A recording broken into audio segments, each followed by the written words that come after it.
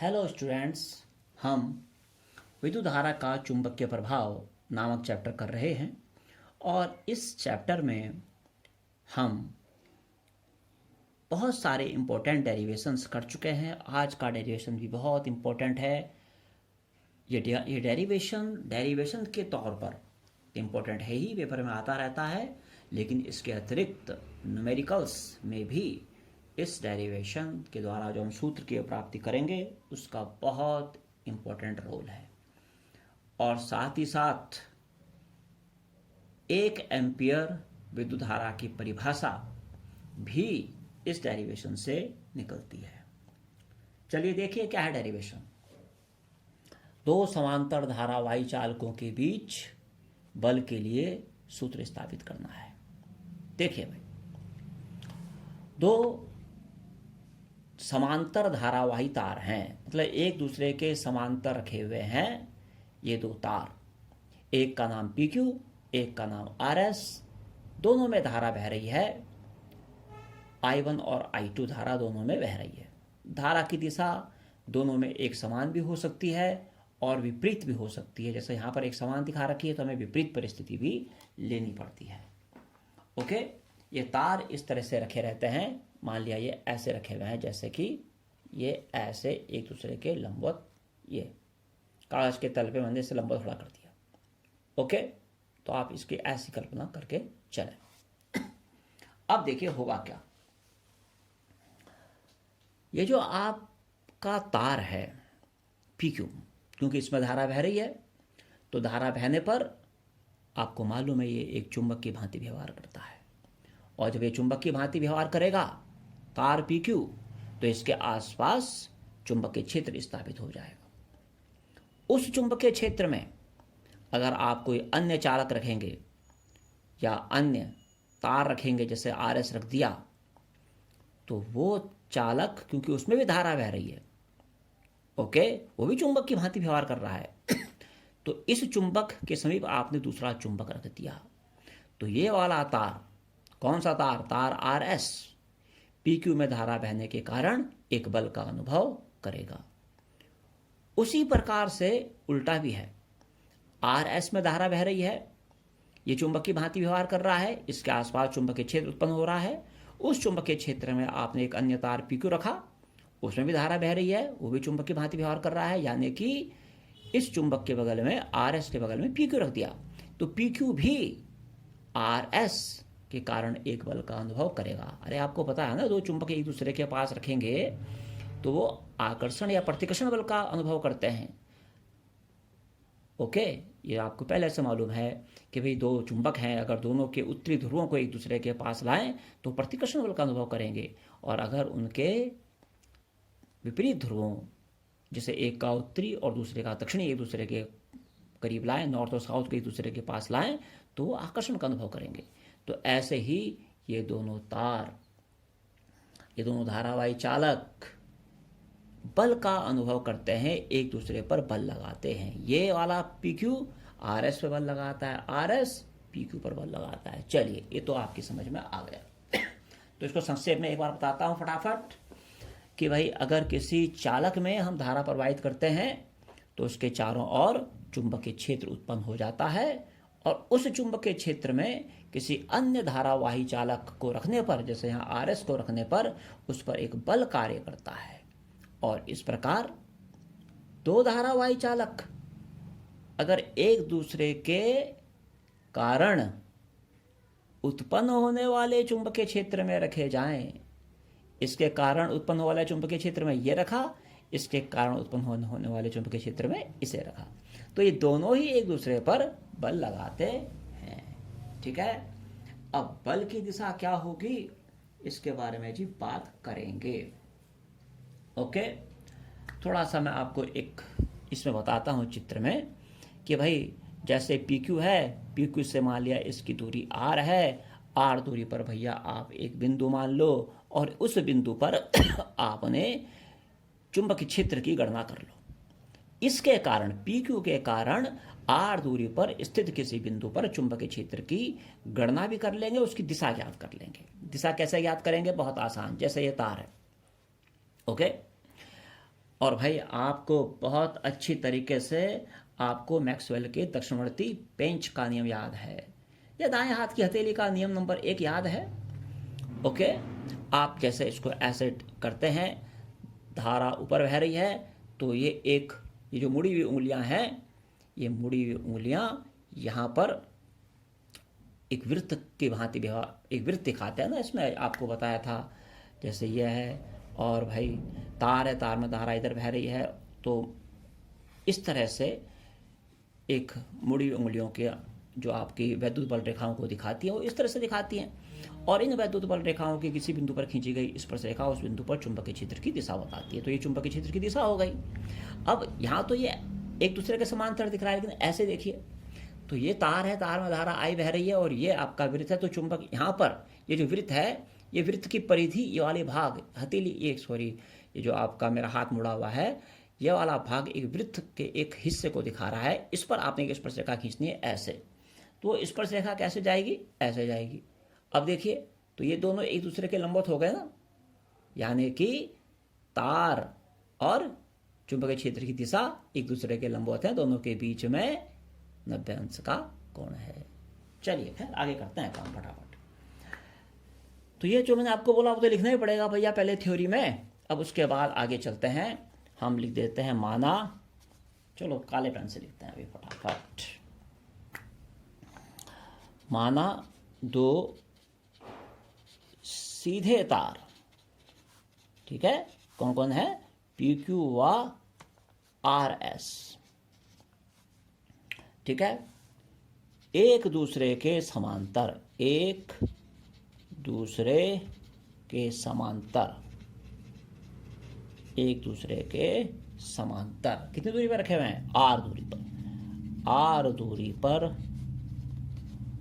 ठीक है भाई, रखे हैं। ओके, पास पास रखे हैं भाई, रखे हैं। और तारों में बहने वाली धारा I1 व I2 है, लिख लेना आप। तारों में बहने वाली धारा I1 व I2 है। ये तो आपको लिखना ही पड़ेगा। ओके, चलिए, सबसे पहले इस तार PQ में जो धारा बह रही है, या जो तार PQ जो है, इसके कारण R दूरी पर स्थित किसी बिंदु पर हम चुंबकीय क्षेत्र का मान निकाल लेते हैं। मान लिया ये मान B1 है, तो लिखते हैं भाई, तार PQ के कारण, ओके, R दूरी पर, R दूरी पर स्थित बिंदु पर चुंबकीय क्षेत्र की तीव्रता,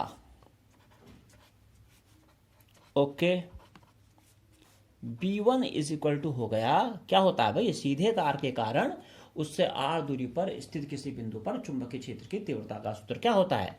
ये होता है जनाब μ0/2π और इंटू I/R, I यानी कि जिस तार में धारा बह रही उसके कारण, यहाँ बह रही ना धारा I1, तो I1/R। आप कंफ्यूज हो सकते हैं कि भाई धारा तो दो है I1 I2, तो आपको इससे मतलब नहीं है। आपको यहाँ पर चुंबकीय क्षेत्र का मान निकालना है इस तार के कारण, तो इसकी धारा लीजिए आप, समीकरण नंबर 1 आप इसको मान लीजिए। ओके, अब भाई तो ये वाला जो तार RS है, ये इस चुंबकीय क्षेत्र B1 में रखा है, ठीक है।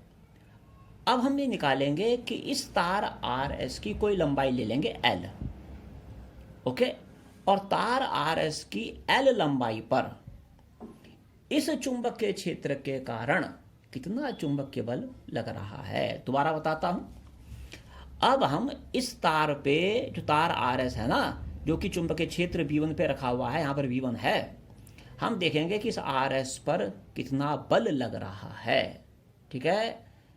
ओके, तो चलिए, इस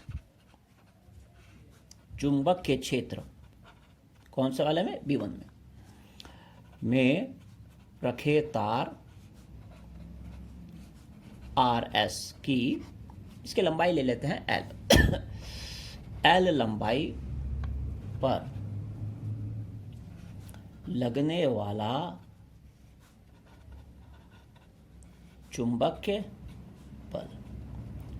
अब फिर आपका नॉलेज की टेस्टिंग हो रही है भाई। अब आपकी बताइए जनाब, कोई तार है जिसमें धारा I2 बह रही है, सीधा चालक तार है, धारा I2 बह रही है, उसको आपने किसी चुंबकीय क्षेत्र V1 में रखा हुआ है और ये आपको पता चल चुका है कि तार जो है वो चुंबकीय क्षेत्र की दिशा के लंबवत रखा है। अब बताइए उस तार पे कितना बल लगता है। सूत्र बताइए, किस सूत्र से निकालेंगे। सोचिए, एक तार जिसकी लंबाई L है, उसमें धारा बह रही है I2, ओके, उसे चुंबकीय क्षेत्र V1 में रखा गया है क्षेत्र की दिशा से 90 अंश के कोण पर। बताइए उस पर कितना बल लग रहा है। सूत्र क्या होगा? सूत्र होगा बच्चों F बराबर IBL साइन थीटा। तो कैसे निकलेगा ये? इसमें क्योंकि पहले तार के कारण लगने वाला बल है तो उसको F1 मानिए, इसके कारण लगने वाला बल है तो F1 मान लीजिए। F1 बराबर हो जाएगा जनाब IBL साइन थीटा से अभी मैं बताऊंगा आपको IBL साइन थीटा। अब I कितना? F बराबर IBL साइन थीटा में हम इस वाले तार की बारे में बात करते हैं, अब इसको नहीं देखेंगे ठीक है। अब F बराबर IBL साइन थीटा है ना। अब एक ये तार है जो कि चुंबकीय क्षेत्र P1 में रखा हुआ है, इस पे लगने वाला बल। तो अब I भी इसी का, L भी इसी का और B भी जिसमें ये रखा हुआ है तार RS। तो F I की जगह क्या आ जाएगा? I2। B की जगह क्या आ जाएगा? B1। और L उसकी लंबाई और साइन 90 क्यों माना? समझा दिया ना कि एक दूसरे के क्या हैं? लंबवत हैं। कौन? तार की लंबाई L और भाई धारा और चुंबकीय क्षेत्र B1। तो चलिए इसका मान बता दीजिए फटाफट। तो क्या आ गया इसका मान? इसका मान जनाब आ गया आपका F1 बराबर I2 B1 L। क्लियर हो गया? ठीक है, समीकरण नंबर 2 लिख लीजिए और कारण बता दीजिए कि भाई 90 क्यों है। क्योंकि जो तार है, जो धारा खंड है, ऐसे लिख लीजिए, चाहे धारा खंड लिख लीजिए, चालक तार लिख दीजिए, धारा खंड चुंबकीय क्षेत्र के लंबवत है, चुंबकीय क्षेत्र के लंबवत है, ऐसे लिख लीजिए आप। ओके, ये हो गया जी। अच्छा जी, तो जनाब यहां से F1 का मान कितना आएगा? I2 इंटू B1 की जगह मान रखिए μ0/2 और I1/R और इंटू हो गया L। अच्छा, ये समीकरण नंबर 2 की कोई ज़रूरत नहीं है यहाँ पे मानने की, चलो यहाँ मान लें। ठीक है, तो अब बताइए F1 का मान कितना निकला? F1 का मान आपका निकल गया,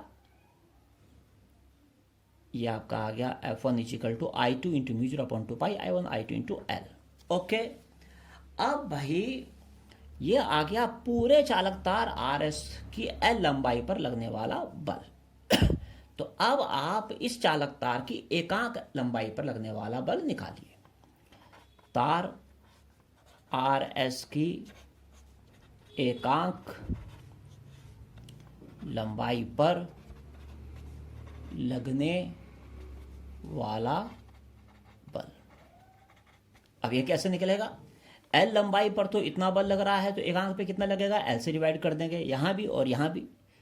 ठीक है, तो कितना आ जाएगा? F1/L इज इक्वल टू, यहाँ क्या बचा?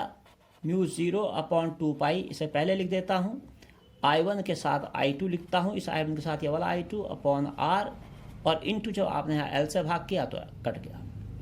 ओके, ये खत्म हो गया। तो ये आपका आ गया समीकरण नंबर 2।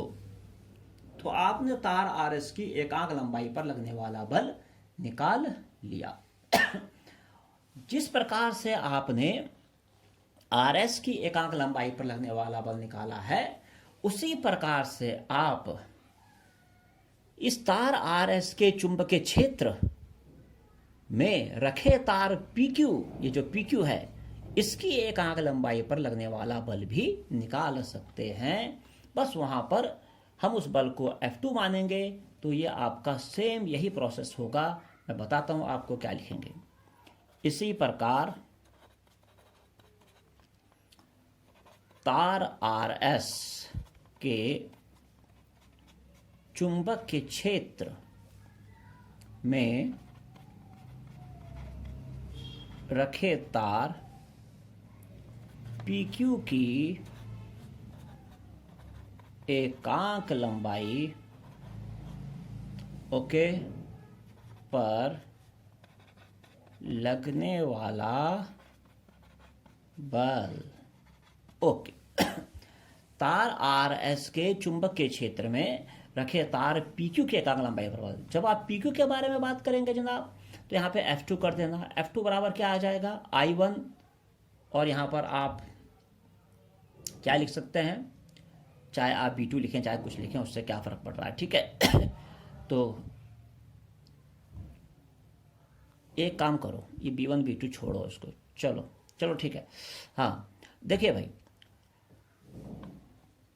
कोई प्रॉब्लम ही नहीं है। आप इसकी वजह से जब यहाँ पर चुंबकीय क्षेत्र का मान निकालेंगे तो भैया, क्योंकि यहाँ से भी r दूरी पर ही चुंबकीय क्षेत्र होगा, तो उसका मान क्या आ जाएगा, μ0/2πi2/r। उसे आप चाहे B2 मान लीजिए, ठीक है। तो जब आप B2 मान लेंगे तो भाई यहाँ पर क्या आ जाएगा, ये F2 इजिकल टू इस पे लगने वाला बल F2 इजिकल टू आ जाएगा IBL I1 B2 L sin 90। तो F2 कितना आ जाएगा, I1 B2 L।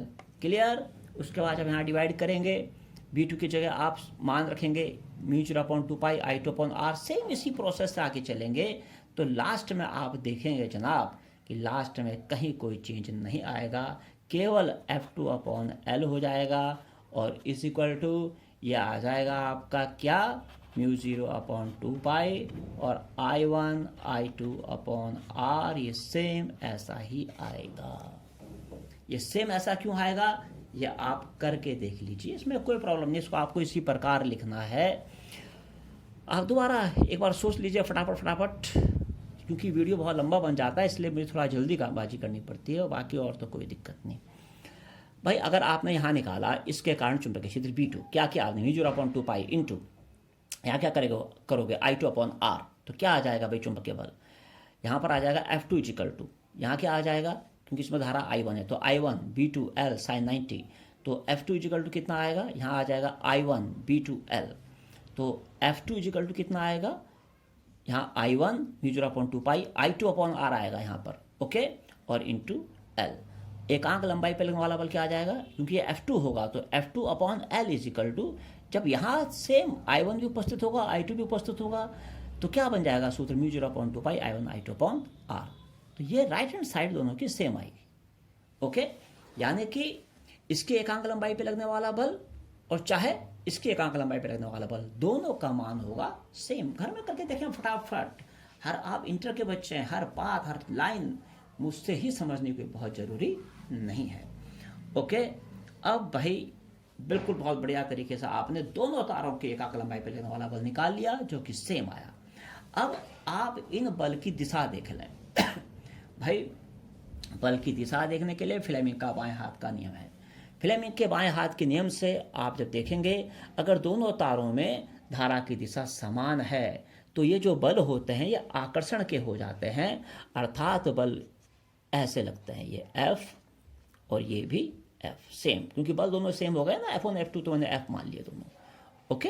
देखो F1 का भी मान वही आया एकांक लंबाई पे लगने वाला बल, और F2 का मान भी वही आया, ओके। अगर ये एकांक लंबाई पे लगने वाले बल को लेते हैं तो भी सेम है, और अगर आप खाली F1 भी लेते हैं तो वो भी सेम ही आएगा। F1 और F2 अगर आप दोनों लेते हैं तो वो भी सेम आएगा। F2 का मान जो आएगा वही F2 का जो F1 का मान आएगा वही F2 का मान आएगा, कोई दिक्कत नहीं, दोनों बल बराबर हो जाएंगे। तो चलिए आप चाहें तो खाली FF लिख लें, और अगर F1 लिखना है तो वो भी लिख सकते हैं। दूसरा, अगर F1 F2 लिखना है तो वो भी लिख सकते हैं। आगे चले, ये PQ हो गया जनाब, ये हो गया RS। अगर धारा बह रही है आपकी विपरीत दिशा में, तो भाई ऐसी स्थिति में जो बल होता है ये आपका प्रतिकर्षण का होता है फ्लेमिंग के बाएं हाथ के नियम से। अगर ये बल इधर लग रहा है, ये बल इधर लग रहा है, तो फिर ये आपका चित्र इस प्रकार से बन जाता है, ओके।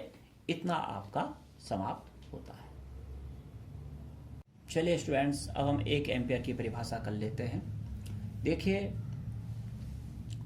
दो तार हैं, एक दूसरे से कुछ दूरी पर रखे हुए हैं। इनमें धारा मैंने एक दिशा में बहाई है। आप विपरीत दिशा में भी धारा बहा सकते हैं, जैसा कि अभी अभी आपको डेरिवेशन में कराया है। आप जानते हैं कि r दूरी पर स्थित दो समांतर तारों के बीच लगने वाले बल का सूत्र क्या होता है। तो आप इसको लिख लीजिए कि भाई r दूरी पर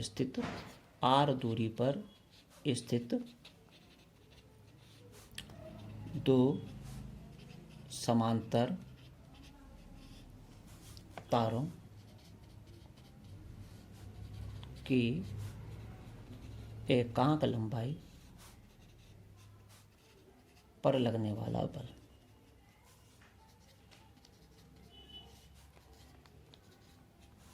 पता है आपको कि इस बल को हम F/L से रिप्रेजेंट करते हैं, और ये होता है μ0/2π I1 I2 upon R। Derivation में हमने इसको F1/L और F2/L करके निकाला है, परंतु उससे कोई खास फर्क इसलिए नहीं पड़ता क्योंकि दायां राइट हैंड साइड इनका सेम है, इसलिए आप दोनों को F/L कह लीजिए। और अगर ये भी ना कहना चाहें तो उसको स्मॉल f कह दीजिए, एकांक लंबाई पर लगने वाले बल को। ओके, अब आगे चलेंगे। अब आपको ये मालूम है कि भाई तार में धारा चाहे समान दिशा में बहे चाहे विपरीत दिशा में बहे, तारों के एकांक लंबाई पे लगने वाला बल तो यही होना है। यदि I1 बराबर I2 बराबर 1 एम्पियर हो जनाब, और उनके बीच की दूरी r 1 मीटर हो, तो एकांक लंबाई पे लगने वाले बल का मान आ जाएगा μ0/2π इंटू 1/1/1। μ0 को आप 4π इंटू 10⁻⁻7 कह सकते हैं, इंटू 1 इंटू 1 तो 1 ही हो गया, अपॉन 2π। 2π से ये 4π 2 टाइम कटेगा, 2 इंटू 10⁻⁻7 न्यूटन आ जाएगा। यानी कि अगर तारों में 1 एम्पियर की धारा बह रही है दोनों तारों में, और वो एक दूसरे से 1 मीटर की दूरी पर रखे हुए हैं, तो उनकी एकांक लंबाई पर लगने वाला बल 2 गुणा 10⁻⁷ न्यूटन होता है। यहीं से 1 एम्पियर की परिभाषा हम क्या बोलते हैं? हम बोलते हैं कि 1 एम्पियर, जैसे इसमें 1 एम्पियर बह रही है ना, इसमें भी 1 एम्पियर बह रही है, इसमें भी बह रही है, तो हम क्या बोलते हैं? 1 एम्पियर वह वैद्युत धारा है जो परस्पर 1 मीटर की दूरी पर रखे लंबे और समांतर तारों में प्रवाहित होने पर प्रत्येक तार की एकांक लंबाई पर 2 गुणा 10⁻⁷ न्यूटन का आकर्षण या प्रतिकर्षण का बल उत्पन्न करती है। और ये परिभाषा आपकी खत्म। दोबारा बोल देता हूं, आप उसको खुद उतार लीजिए। क्या होता है? 1 एम्पियर वह वैद्युत धारा है जो परस्पर 1 मीटर की दूरी पर रखे सीधे लंबे और समांतर तारों में प्रवाहित होने पर बह रही है ना, प्रत्येक तार में 1 एम्पियर पर हो गया। प्रत्येक तार की एकांक लंबाई पर ये 2 गुणा 10⁻⁷ न्यूटन का बल उत्पन्न करती है। इस तरह से आप इसको लिख देंगे, ये आपकी 1 एम्पियर की परिभाषा बन जाएगी। बाकी समझने के लिए तो मैंने आपको समझाया दिया था, लिखने की बात है कि 1 एम्पियर की परिभाषा कैसे लिखें, तो आप मेरे शब्दों को उतार दें और आसानी से आप परिभाषा लिख पाएंगे। ओके, धन्यवाद। ये चैप्टर आपका समाप्त हो गया। चैप्टर नहीं, टॉपिक आपका समाप्त हो गया, चैप्टर तो बाकी है।